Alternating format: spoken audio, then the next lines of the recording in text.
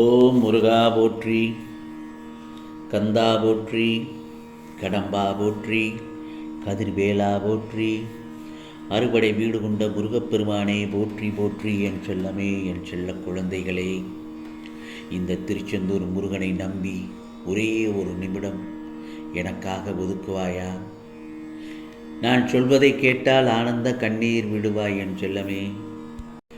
இதோ உன் பிரச்சனை எல்லாம் ஒரு அதிசயத்தில் முடியப் போகிறது.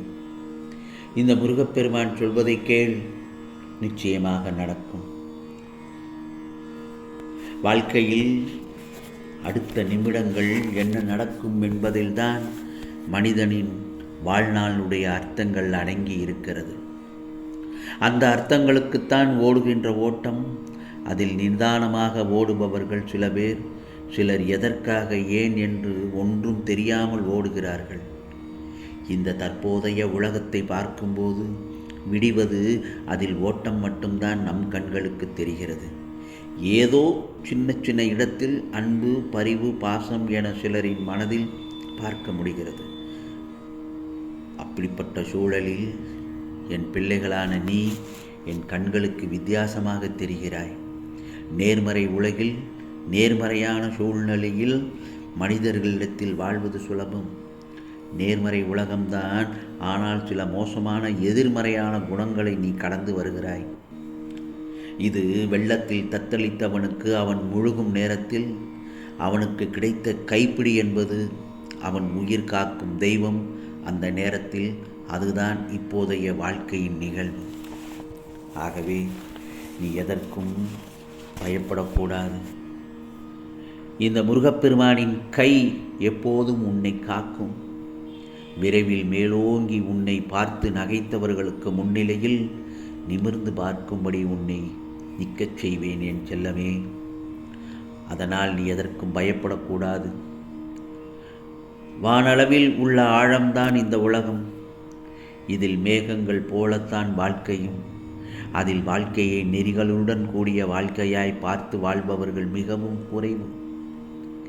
என் பிள்ளைகளுக்கு முதலில் நான் பயிற்றுவிப்பது என்ன தெரியுமா? ஒழுக்கமும் நேர்மறையான நெறிகள்தான். அதில்தான் இப்பொழுது நீ இருக்கிறாய். பயிற்சி நடக்கும்போது சில போராட்டங்கள், குழப்பத்தால் நிகழத்தான் செய்யும். அதில் இது எதற்கு நல்லதா கெட்டதா என குழம்பி முடிவு எடுக்க முடியாமல் போகும் தருணம் என எல்லாம் வரலாம். அப்படி வரவில்லை என்றால்தான் உன்னுடைய பயிற்சியின் முறைகள் சரியில்லை என்ற அர்த்தம். பயிற்சியில் தோல்விகள், வெற்றிகள் என இரு முனைகளும் இருக்கும். அதில் வெற்றிக்காக போராடு. தோல்வி ஏற்படுகிறது என்றால் இந்த முருகப்பெருமான் பெரிய வெற்றிக்கான கதவை உனக்கு திறந்து விடுகிறேன் என்றுதான் அர்த்தம். எந்த கெடுதலும் உன்னை நெருங்க முடியாது. நான் சொல்படி நீ கேட்டால். உனது கவலைகளுக்கு காரணம் உன் கர்மவினை என்றேன். நீயோ நான் ஏதும் பாவமே செய்யவில்லையே முருகா, எந்த வகையிலும் தவறு செய்யவில்லையே என்று என்னிடத்தில் அழுது புலம்புகிறாய். ஒன்று சொல்லட்டுமா? நீ இந்த ஜென்மத்தில் எதையும் செய்யவில்லைதான். ஆனால் இதற்கு முந்தைய ஜென்மங்கள் எப்படி இருந்தன என்பது உனக்கு தெரியாதல்லவா? அதன் விளைவுகளாக கூட இந்த துன்ப நிலை என்பதை நீ உணர்ந்து கொள்ளலாமே. ஆகவே பழைய ஜென்ம விஷயங்களை சொல்லி என்னை சமாதானப்படுத்த நினைக்காதீர்கள். இதற்கு என்ன காரணம் என்பதை சொல்லிவிடுங்கள் என நீ கேட்கலாம். இறைவனின் திருவிளையாடல் உனது வாழ்வில் நடப்பதற்காகவும் நீ துன்பத்தை ஏற்க வேண்டிய நிலை உள்ளது என்பதை மறக்காதே. அப்படியானால் முருகா, என் கஷ்டம் தொடர்கதையாக இருக்கப் போகிறதா என கேட்க தோன்றுகிறது உன் மனம். நிச்சயமாக இல்லை. எப்போது நீ உறுதியாக என்னை பற்றி கொள்ள ஆரம்பித்தாயோ முருகா முருகா என்று, அப்போதே நீ விடுதலையின் படியில் காலை வைத்து விட்டாய் என்பதை உறுதியாக நம்பு. அப்படியானால் உனக்கு விடுதலை உறுதியல்லவா? இந்த முருகப்பெருமான் உன்னுடைய வியாதியையும் வலியையும் பிரச்சனை போன்ற எதையும் நிர்மூலமாக்கி விடுவேன். அனைவர் மீது நீ கருணை கொண்ட இந்த அன்பு உள்ளமும் உன்னை நிச்சயமாக பாதுகாக்கும். இப்போது நீ பிரச்சனைகள், தடங்கல்கள் என்னும் கடலில் கழுத்து வரை மூழ்கியிருக்கலாம். துக்கங்களும் வேதனையும் ஆகிய படுகொலியில் ஆழமாக அமிழ்ந்து போயிருக்கலாம். அதையெல்லாம் நீ அறிந்து வருத்தப்பட வேண்டாம். அமைதியாக மட்டும் இரு. நம்பிக்கையோடு முருகா முருகா முருகா என்று என் நாமத்தை இடைவிடாது சிந்திப்பவர்கள் துக்கப்படுவது இல்லை.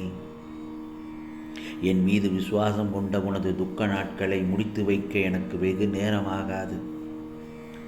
எப்பொழுது எனது ஆலய படிகளால் நீ கால் வைத்த பிறகு சுகத்தின் மீதுதான் சவாரி செய்யப் போகிறாய். எனது நாமம் உனது உள்ளத்திலும் எனது சக்தி உன் நெற்றியிலும் இருக்கும் வரை எந்த கெடுதலும் உன்னை நெருங்க முடியாது. கவலைப்படாதே. உன் வழிகள் எவ்வளவு இருந்தால் என்ன? அந்த வழிகள் என் அனுமதி இல்லாமல் உன்னிடம் எப்படி நெருங்கும்? என்னிடமிருந்து நீ எதையும் மறைக்க முடியாது. ஏனென்றால் உன் மனதில் இருப்பவன் இந்த முருகப்பெருமான் நான் தானே. உன் செயல்கள் அனைத்தையும் அறிவேன். மற்றவர்களுக்கு நல்லது செய்தால் உனக்கு 100 மடங்கு நல்லது நடக்கும். அதற்கான பயனையும் பலனையும் எதிர்பார்த்து யாருக்கும் உதவி செய்யாதே. உன் மனம் சஞ்சலமடைகிறது. அதை நேர்முகப்படுத்து. உன் கஷ்டங்களும் துயரங்களும் முடிவடையும் நாள் வந்துவிட்டது. மனிதனுக்கு சொத்து என்பது நிம்மதியும் வாழ்க்கையில் ஏற்பட்ட மன நிறைவும் தான். இந்த மண்ணில் மற்ற உயிருக்கு மதிப்பையும் உதவியையும் செய்து வாழ்பவன் வாழ்க்கையில் வெற்றி பெற்று வீடு பேறு அடைகிறான். அவர்களுடைய ஆத்மா என் பாதத்தில் சரணடையும். பிற உயிருக்கும் உதவி செய். அப்படி முடியாவிட்டால் அவர்களுக்காக பிரார்த்தனை செய். ஒரு உயிருக்கு மரியாதையும் மதிப்பையும் கொடுத்தால் வாழ்வில் அமைதியையும் ஆனந்தத்தையும் நிம்மதியையும் நிச்சயமாக நீ அடைவாய் என் செல்லமே. இதை நான் உன்னிடம் சொல்ல காரணம், நிம்மதி ஆனந்தம் எதில் இருக்கிறது என்பதை உணராமல் ஓடிக்கொண்டிருக்கிறாய். உனக்கான வாழ்க்கைக்கு எது தேவை என்ன என்பதை அறிந்து பயணம் செய். உனக்கு என்ன என்பதை நிச்சயமாக நான் அறிந்து உனக்கு நான் உதவி செய்வேன். நிம்மதியாக வாழ்க்கையில் நிறைவாக இருக்க வேண்டும் என்பதே இந்த முருகப்பெருமானின் எண்ணம். உனக்கு எல்லாம் சாதகமாக நடக்கும். வருத்தப்படாதே. உனக்கான காலம் கனிந்து வந்துவிட்டது. பயப்படாதே. முருகா முருகா சரணம் முருகா சரணம் என்று என் நாமத்தை சொல்லிக்கொண்டே இரு. உனக்கு துணையாக இந்த முருகப்பெருமான் இருந்து நல்லதொரு விதமாக இன்றைய நல்லதொரு திருநாளில் நிச்சயமாக உன்னுடைய பிரச்சனைகள் எல்லாம் அதிசயத்தில் முடியப் போகிறது. நான் சொல்வதை கேட்டுவிட்டாய் அல்லவா? நிச்சயமாக உனக்கானதெல்லாம் நல்லது நடக்கும். நல்லது மட்டுமே நடக்கும். அதுவும் நன்மையாகவே இருக்கும். ஓம் முருகா போற்றி. ஓம் முருகா சரணம். ஓம் சரவண பவ.